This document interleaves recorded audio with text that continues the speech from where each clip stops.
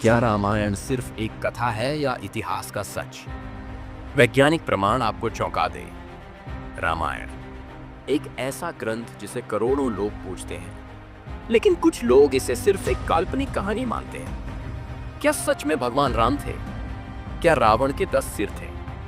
क्या हनुमान जी विशाल पर्वत उठा सकते थे? कुछ लोग इन बातों को मिथक मानते हैं, लेकिन आज हम आपको ऐसे वैज्ञानिक प्रमाण दिखाएंगे जो आपकी सोच को झकझोर कर रख देंगे। अगर आप भी जानना चाहते हैं कि रामायण सिर्फ एक धार्मिक ग्रंथ नहीं बल्कि ऐतिहासिक सच्चाई है, तो इस वीडियो को अंत तक जरूर देखें।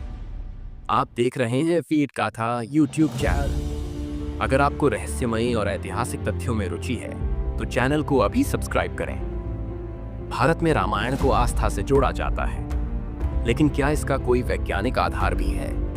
महर्षि वाल्मीकि द्वारा लिखी गई रामायण में भगवान राम के जीवन का संपूर्ण विवरण है, लेकिन कुछ लोग इस पर सवाल उठाते हैं। क्या सच में ऐसा हुआ था? क्या भगवान राम ने अधर्मी रावण का अंत कर धर्म की स्थापना की थी? आज हम उन प्रमाणों को आपके सामने रखेंगे जो यह साबित करते हैं कि रामायण सिर्फ एक कहानी नहीं बल्कि लिखी गए कई इतिहास की सच्चाई है। सबूत नंबर 1, रामायण कालीन हवाई अड्डे।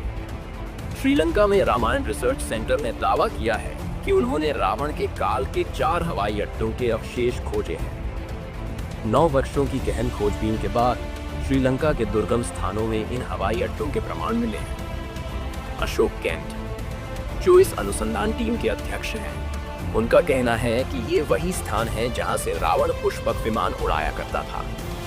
यह प्रमाण न सिर्फ रामायण की सत्यता को सिद्ध करते हैं, बल्कि यह भी बताते हैं कि उस युग में विज्ञान कितना उन्नत था।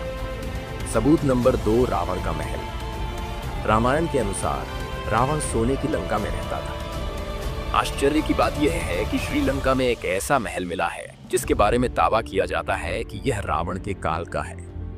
इस महल के अंदर गुप्त सुरंगों का जाल बिछा हुआ है जो शहर के अलग अलग हिस्सों से जुड़े हुए हैं। इतिहासकारों का मानना है कि रावण इन गुप्त रास्तों का उपयोग करके अचानक प्रकट और गायब हो जाता था। सबूत नंबर 3, अशोक वाटिका। रामायण में वर्णित अशोक वाटिका, जहां रावण ने माता सीता को रखा था, वह स्थान आज भी श्रीलंका में मौजूद है। इस स्थान को सीता एलिया कहा जाता है और यहाँ सीता माता का एक मंदिर भी है। हैरान करने वाली बात यह है कि यहाँ आज भी अशोक के पेड़ उसी संख्या में मौजूद हैं जैसे कि रामायण में वर्णित है। सबूत नंबर 4, द्रोणगिरी पर्वत और संजीवनी बूटी। जब मेघनाथ के शक्तिशाली बाण से लक्ष्मण जी मूर्छित हो गए थे, तब हनुमान जी संजीवनी बूटी लेने हिमालय गए थे, किंतु जब उन्हें संजीवनी पहचानने में कठिनाई हुई तो वे पूरा पर्वत ही उठा लाए। वैज्ञानिकों ने इस स्थान की जांच की और पाया कि जिस पर्वत का उल्लेख रामायण में किया गया है, वहां आज भी दुर्लभ जड़ी बूटियां पाई जाती हैं जो अन्य जगहों पर नहीं मिलती। सबूत number 5, Ram Setu, Adams bridge. Ramayan का सबसे ठोस प्रमाण राम सेतु है, जिसे नासा द्वारा जारी की गई सैटेलाइट तस्वीरों में साफ देखा जा सकता है। भारत के धनुषकोडी से श्रीलंका के मन्नार द्वीप तक फैली यह पत्थरों की श्रृंखला वैज्ञानिकों के अनुसार प्राकृतिक नहीं बल्कि मानव निर्मित संरचना है। अमेरिका के एक पुरातत्व अनुसंधान दल ने भी पुष्टि की है कि यह पुल हजारों साल पहले बनाया गया था। सबूत नंबर 6, सुग्रीव की गुफा। रामायण के अनुसार सुग्रीव ने अपने वनवास के दौरान एक रहस्यमयी गुफा में शरण ली थी। आश्चर्यजनक रूप से यह गुफा आज भी मौजूद है और इसे सुग्रीव की गुफा कहा जाता है। सबूत नंबर 7, राम सेतु के तैरने वाले पत्थर। रामायण के अनुसार जब श्री राम की सेना ने समुद्र पर पुल बनाया था तो पत्थर पानी में तैरते थे।